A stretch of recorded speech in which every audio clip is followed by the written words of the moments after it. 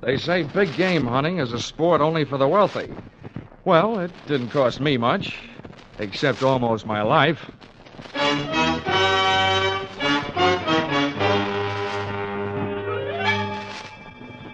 This is another in the adventures of America's fabulous freelance insurance investigator, Johnny Dollar.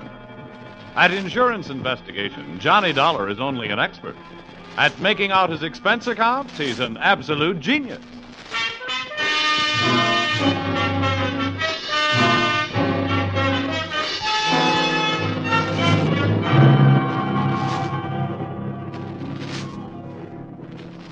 Expense account submitted by Special Investigator Johnny Dollar. To Home Office, Britannia Underwriters Association, Hartford, Connecticut. The following is an accounting of my expenditures during my investigation of the unscheduled performances in Maximilian Sandro's Animal Show. Or, all they needed was a clown, and then I showed up. Or, I once thought I'd run away with a circus. This one I wanted to run away from. Expense account, item 1, $70.21, train and cab fare from Hartford to a vacant lot just outside Brunswick, Georgia. The winter quarters of Maximilian Sandro's Animal Show. The first animal to show was an elephant. Bravo! Bravo! Hey, mister, where can I find Maximilian Sandro? Come on. Hey, mister, I want to ask you a question. Please, you're not so loud. You upset Blanca. I'm going to try to teach her an aria for next season. An aria? Well, that should set opera back 10 years.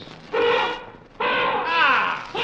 Sweet, Blanca, sweet. That's the only musical elephant in the world. The Pachyderma chanteuse.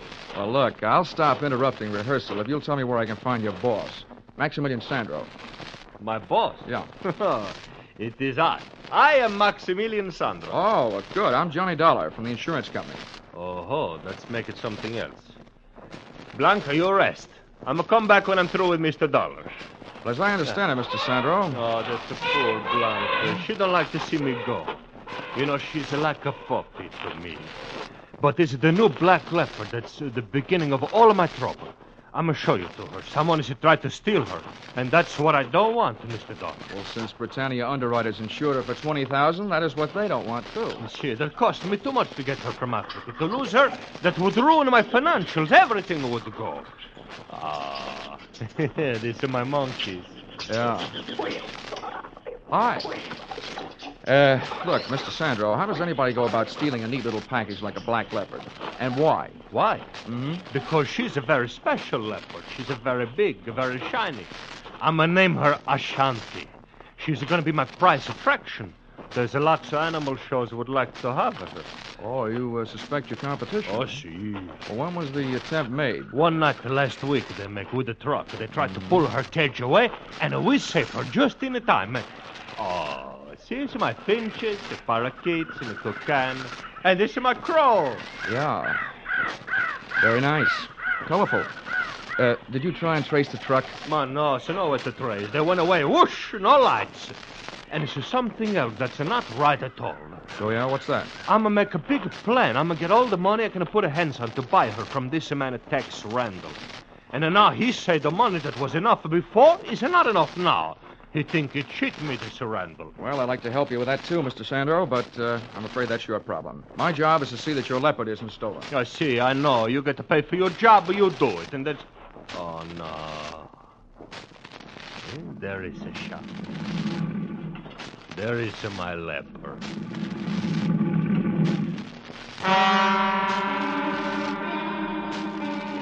I guess somewhere way down in the taproots of my family tree, there probably was an ancestor with a low forehead, bearskin overalls, and a club who went into an unpleasant double-take when he found himself face-to-face with a leopard.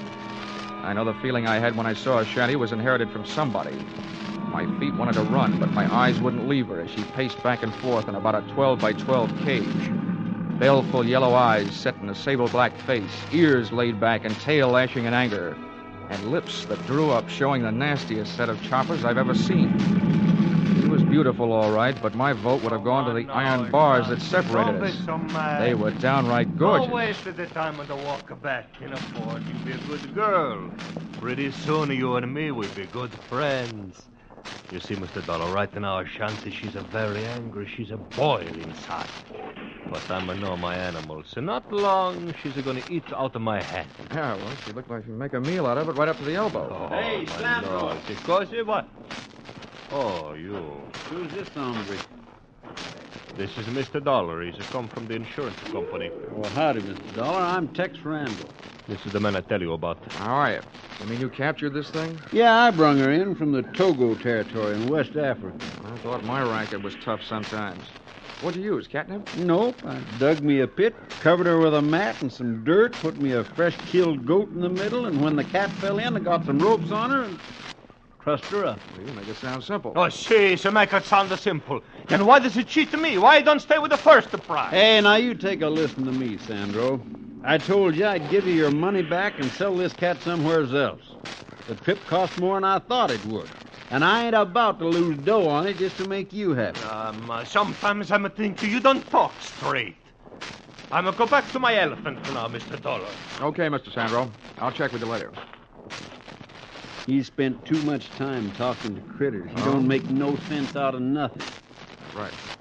I'm glad you're here, Dollar. I ain't been 20 yards away from this cat since I got her here. Been bunking in that sleeping bag every night right close to the cage. Now maybe I can get a break. Well, then you must have been here the night somebody tried to put the snatch on her. Did you spot anybody? Nobody I could be sure of, except maybe the little blonde guy. He left me something to remember him by. Wait till I pull my shirt up. Looky there. Looky there on my back. Just took the stitches out today. Oh, ouch. Ouch is right. The little runt caught me half in and half out of my sleeping bag. Doc says if that knife blade had gone in another hair's breadth, I'd have been spilt.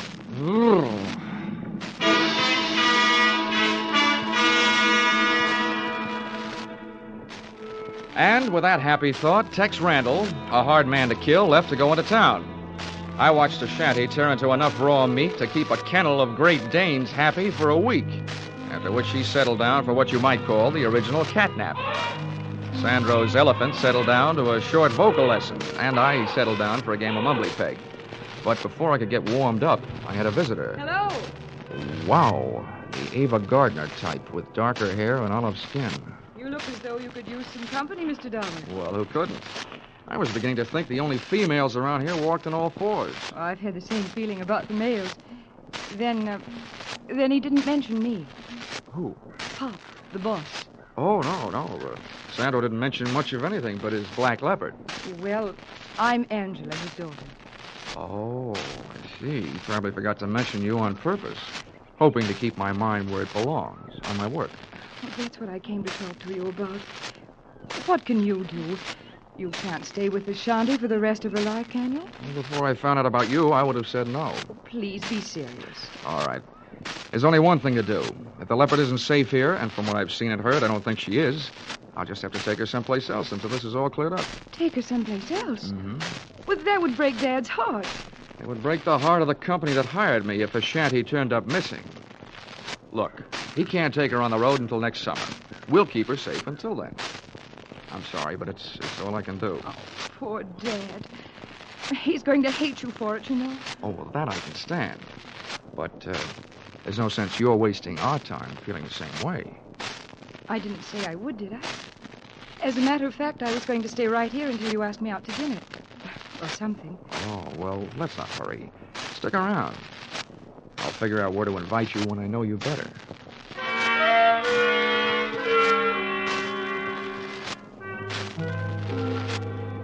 And there, during the waning hours of the Georgia day, I learned that, up to a point, Angela was an easy girl to know. She liked cocktails, dinner, and dancing, so that's the schedule we set up for later, as soon as Tex Randall showed up to temporarily relieve me of my duties as leopard sitter.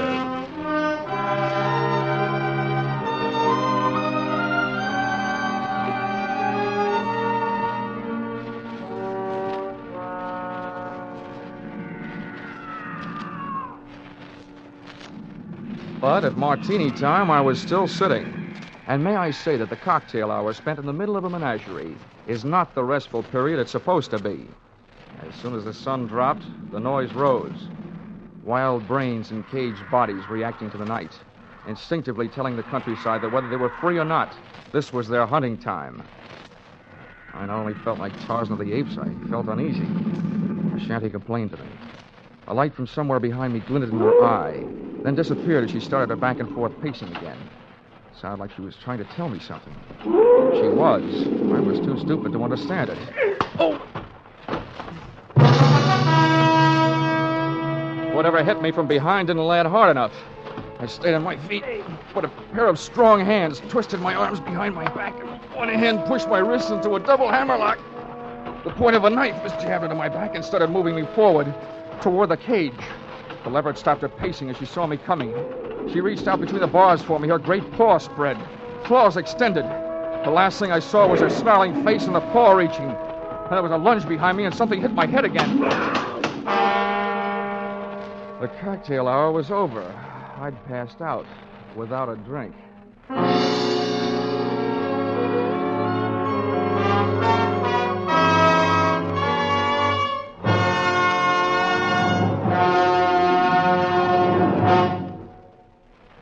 In just a moment, we will return to the second act of Johnny Dollar.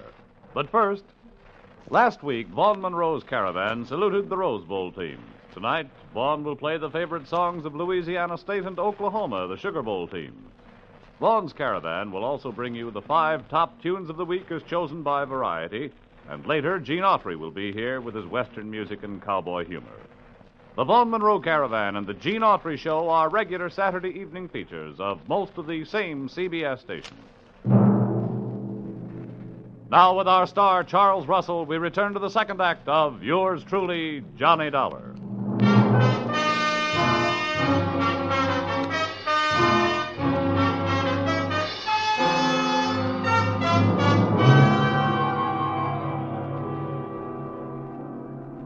Well, sir, I don't know how I lived through that one, but as it turned out, I did. When I opened my eyes, I was still in Georgia, but that condition was about all that hadn't changed, for the worse. My head was not only aching in the back, but a new lump had been born above the bridge of my nose. But nothing else had been added. When I finally got to my feet, I saw that only a trace was left of a Shanty the Black Leopard. A pair of ruts in the dirt made when her wheeled cage had been hauled away. I started out to find Sandro and a telephone, but one of my feet found something else before I'd taken 3 steps. I didn't know how he had gotten where I was supposed to be, but he'd made it. Tex Randall, his neck twisted and the marks of claws on the side of his battered head.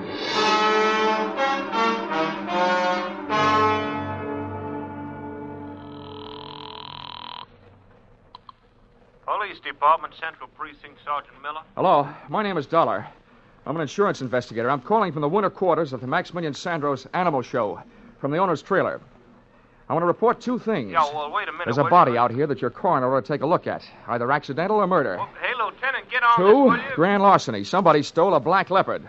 Oh, now, listen, if this is your idea of a joke, fella, It's too late to joke, Sergeant. Just send some men out. I'll give them the rest of the story when they get here. Joke yet? What passes for humor in Georgia, anyway? Hey, Sandro! Sandro, come home!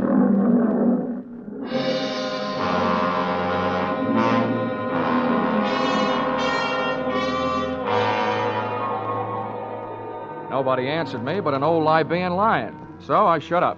I browsed around Sandro's trailer while I was waiting for the police. I wasn't looking for anything, but I found it.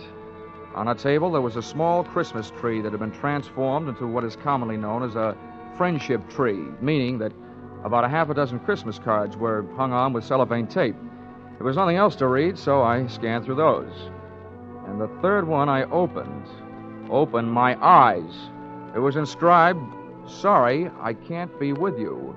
Greetings from San Francisco. Your loving daughter, Angela." Before I could fully digest that tidbit, I heard a shoe scrape on the steps outside. Then the trailer door opened. Well, here he is, Ben. I told you we'd find him here.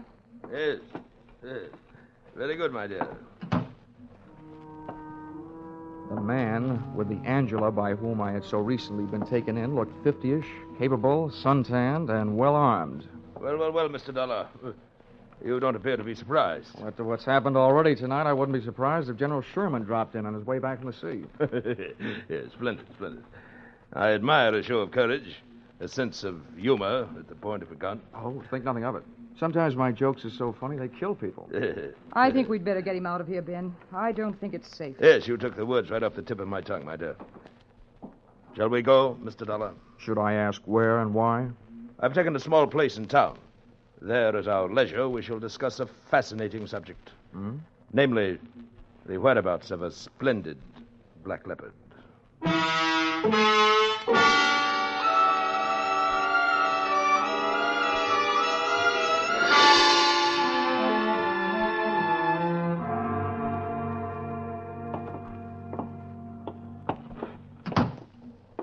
Move right ahead, Mr. Dollar. Oh, my dear, run up to Harold's room. Fetch him down. I may need him. All right, Ben. Into this room, Mr. Dollar. And please be seated. If you don't mind my asking, Ben, how do you manage... My dear sir, it just so happens that my full name and title is Sir Bennet Mountfort. The term of familiarity, Ben, is to be used only by my closest friends. Now, if you will couch your question properly... Oh, it wasn't important. I just wondered, since that gun seems to be so much a part of you, how do you manage without shooting yourself while shaving? You've a ready wit, haven't you? I know the proper time and place for a weapon, my boy. I've learned from experience. I chose early in youth as my avocation the hunting of big game. If you had faced the last desperate charge of a wounded lion or a maddened rhino as I faced them, you, too, would realize that a good weapon, properly aimed, is man's best friend. Which brings us to the subject of our mutual interest, the black leopard. What have you hidden her? What makes you think I have? No. Let's have no deception, sir. The report brought back by my charming accomplice, who so ably posed as the daughter of that stupid showman, Mr. Sandro, was that you made no secret of your plan to carry off the cat to a place of safety. You will not deny that. Why should I? You wouldn't believe me if I did. Yes, an admirable attitude, sir. Now, once more. Where is the leopard? Well, if I told you, it wouldn't be worth much as a hiding place, would it? If you do not tell me, sir, your life will be worth very little. Come now. Perhaps your loyalties are misplaced. What did that market hunter, Mr. Randall, tell you about the cat? Not much. Except that he got a knife in the back, put there by somebody who was trying to steal her. Well, then, sir, I'll spin you a tale that'll set your blood to pounding. What would you say, my boy, if I told you that black leopard is worth a king's ransom? Well, I don't know. I'd probably ask why. Well, she is, sir, and I'll tell you why. She was captured in the Togo territory, West Africa. I am quite familiar with that section. I've hunted there. A district par excellence for elephant, buffalo, and Situtanga. As a matter of fact, I was there before and shortly after Randall's infamous trapping of that fine beast. Did he tell you that? Well, he did. Didn't make any impression. I hear there are a lot of people in Africa. Well, to continue.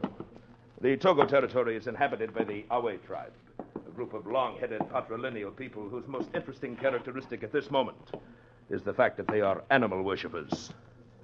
Now, does the point sink home? Vaguely. That leopard Randall snagged is important to them. Is that it? Yes, precisely. You've struck it. And they'll pay a veritable fortune for her return. $100,000 in gold.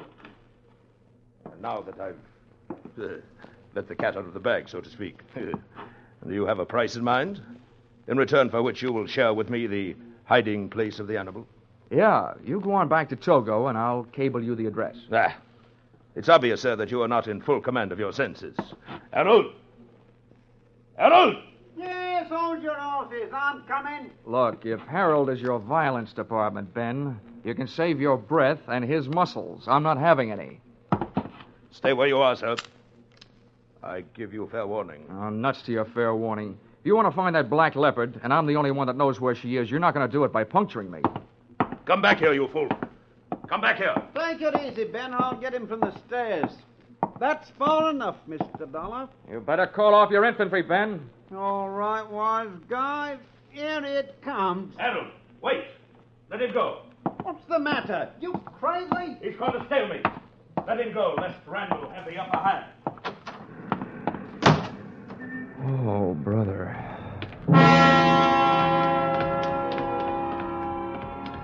As I went out, I caught a glimpse of the man Mountford had called Harold, the same little blonde runt Randall had talked about. That wrapped up the question of who had played tic-tac-toe with a knife on the Texan. But 10 yards of Sir Ben's front walk later, I suddenly remembered Mountford's last words. "Lest Randall have the upper hand," he said. It sounded like he didn't know Randall was dead, which shook my head and in a strictly nonsensical way made sense. Well, there was only one place for me to go, so that's where I went. Back to Maximilian Sandro's Animal Show.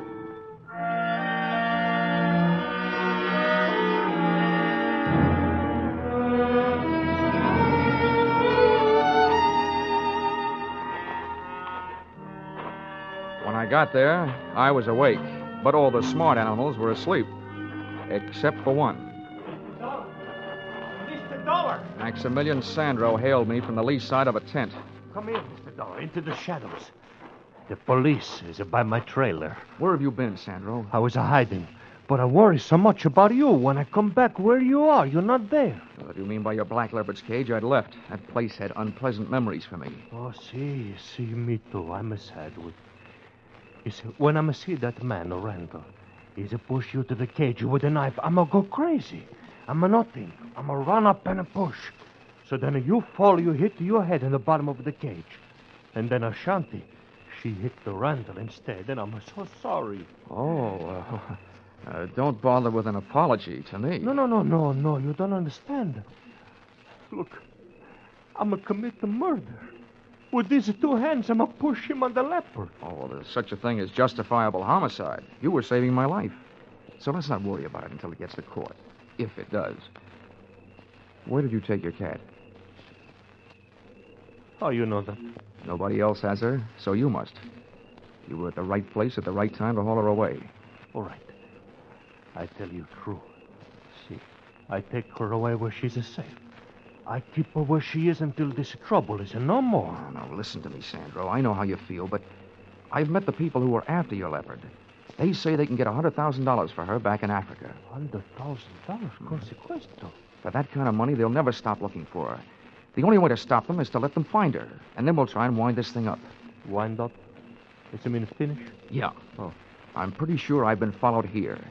Now, will you take me to the hideout? Oh, no, so these people, they follow you there. I'm not like that.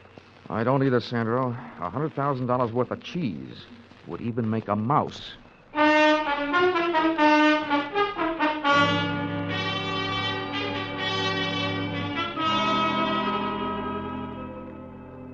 Sandro was a hard man to convince. I wasted more words than a Republican campaigner, and then I used blackmail. Then I told him I'd turn him in for Randall's killing and testify against him instead of for him. He saw things my way.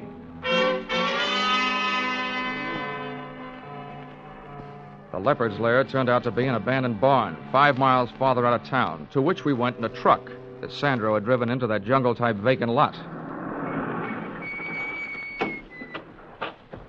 Now come. This way, please. This way. Okay. It's a little side door.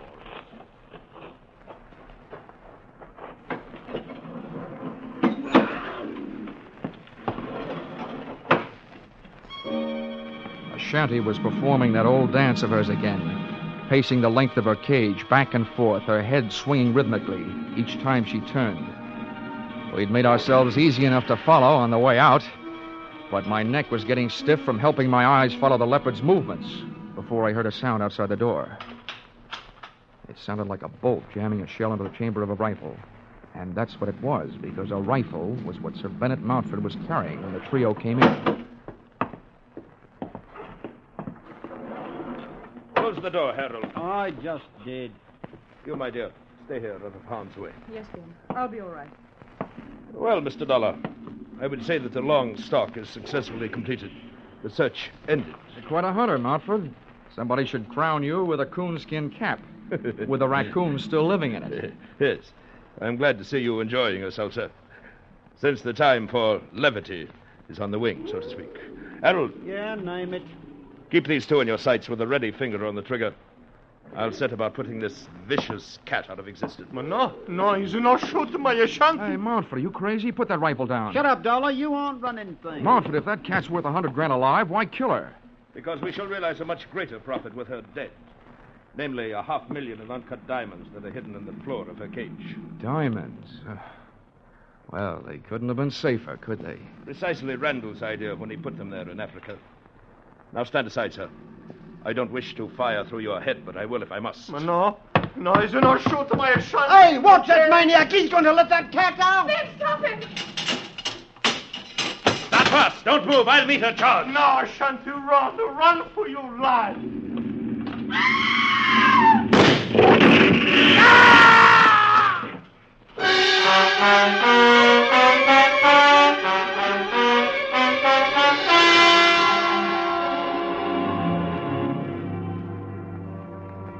Montford had a lot of guts, but sometimes luck helps, and that night he didn't have any. Ashanti sprang straight through the little door of her cage. She was still in the air when she went past him, head high, and as she did, one of her fatal front paws reached out for him. It looked almost delicate, but the force of the blows sent Montford clear across the barn, and when he landed, he didn't move.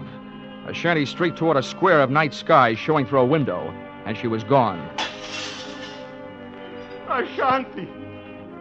Ashanti, come back. I turned back, away from the window, to check on the rest of our guests, but they were gone.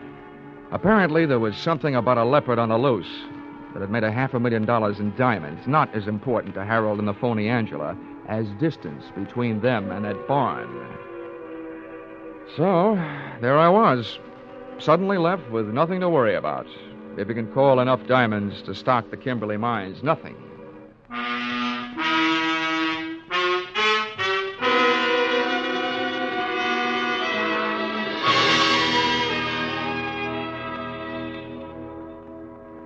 Expense account, item 2.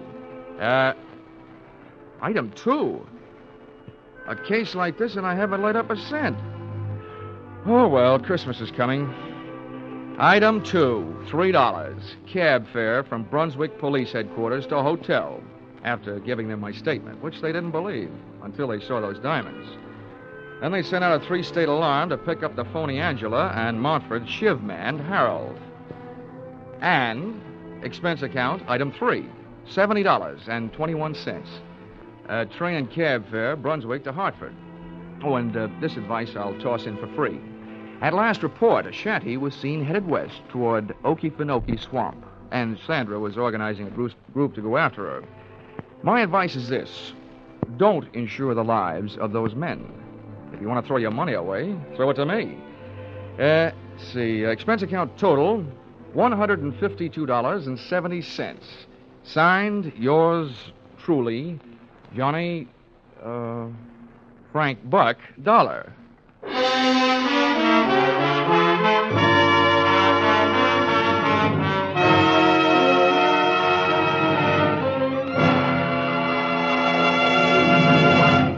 Yours truly, Johnny Dollar, stars Charles Russell. Tonight's script by Paul Dudley and Gil Dowd was produced and directed by Ralph Rose. Featured in the cast were Lynn Allen, Larry Dobkin, Bill Conrad, and Parley Bear. The special music is written and conducted by Leith Stevens. Your announcer, Bob Stevenson.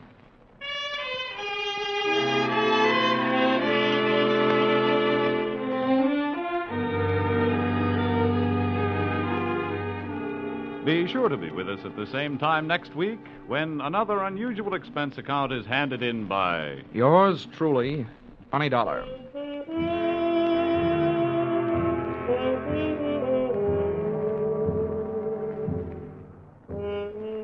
Teamwork. That's the American way.